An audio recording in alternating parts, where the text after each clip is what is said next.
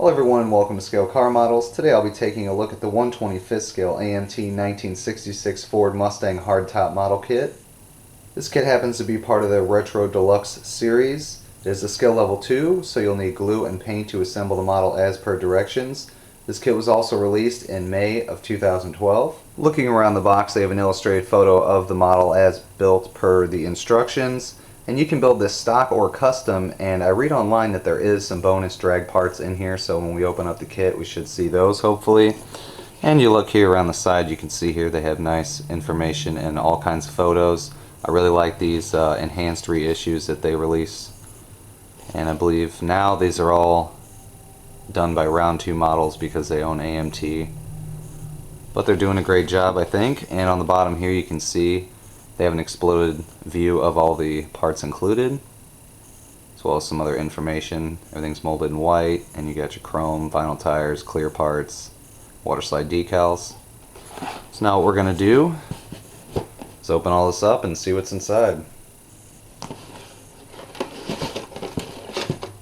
You can see here everything's nicely bagged up in their own bags. Keep everything safe during transport. Your body, chassis, and interior pan here.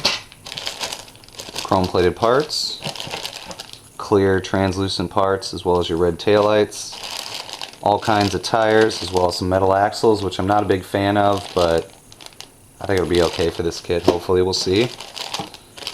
And more white molded parts, and another bag of white molded parts. Looks like lots of parts in this kit. Here's your instruction manual. I really like this style of instruction manual. You can see here exploded diagrams, and on the back they just have the final assembly. Shouldn't be too hard to follow that. And you have just stuff about the club and the new models that they've released. Decal sheet, look at that in a second. And this is your little mini box here that you can put together.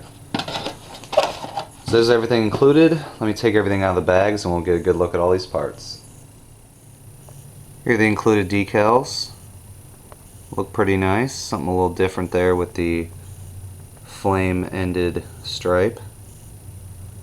I believe those would go down the side of the car. I think they look pretty cool. Got some license plates, some other flames, some sponsor decals. Clear molded parts. They have one single part here that goes for the front and rear glass, and your headlights and taillights. Chrome plated parts. Everything looks excellent. Chrome plating, casting, detailing, everything is nice. Two sets of wheels, some chrome parts for the engine, bumpers, taillight housings, headlights, stuff like that. For me, I think the highlight of this kit so far is the assortment of tires that they include. They have 3 different variations you can do. You have these stock Firestone tires.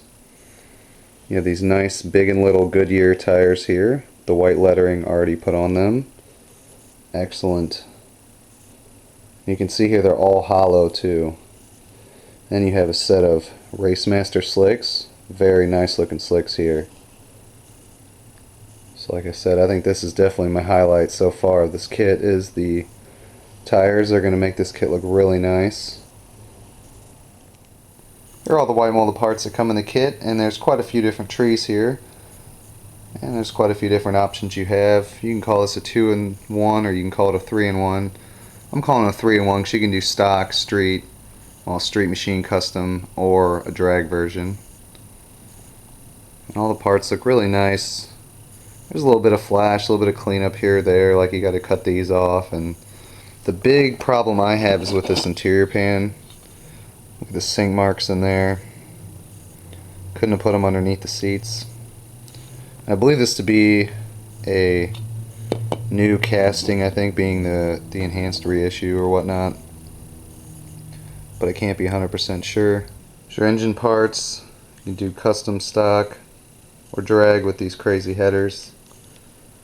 Big downside I can say of this kit is the hole in the oil pan. Not a big fan of the metal axles.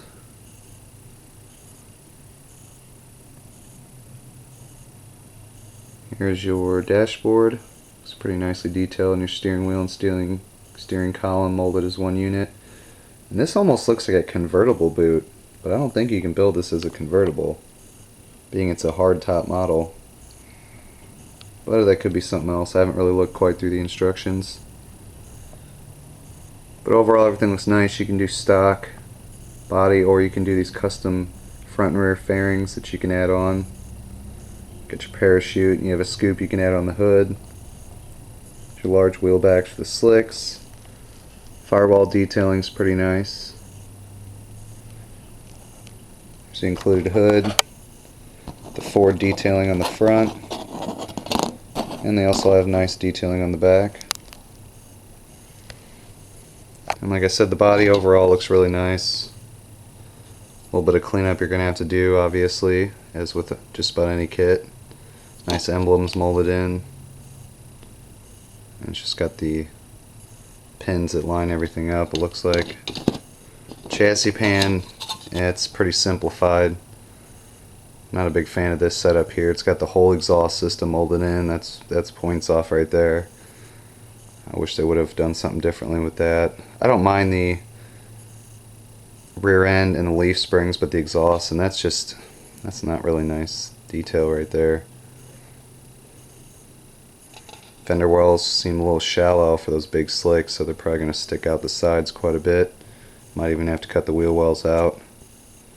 But yeah, you can see, I mean, the detailing's not bad on the chassis pan itself, but you can see here they have part of the transmission molded in. I'm not a big fan of that either, so gonna have to take a few points off for that. Yeah, I mean, it's pretty good, but there's a lot of things I wish they would have changed since they did this and reissued the kit and everything, but that's what we got. It's everything included. So after taking a good look at the 1966 Ford Mustang Hardtop kit from AMT, I like the kit, but there are quite a few issues, and you guys saw those just a minute ago. I really wish that they would have worked on some of those for the builder's sake, at least, to make it a little bit easier and a little bit nicer looking for the final product of the model. But overall, I mean, the highlight for me at least is the option of all the extra parts, how you can build it different ways, and the included tires. Those are really, really nice. Those pad printed soft hollow vinyl tires. Amazing. Overall though, guys, I mean, the kit's not bad. Once you get past some of the issues of the sink marks and the little bit of work you're going to need to do to get everything to fit, I did notice that the interior pan had a little bit of fitment issue when I was putting it all back together in the bags.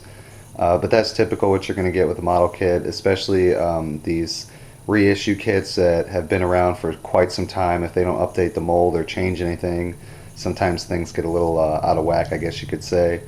So other than that, guys, it's a cool kit, and I do recommend it to the extent that I just explained to you. So thank you all for watching. Comment, rate, subscribe. I'll see you guys soon.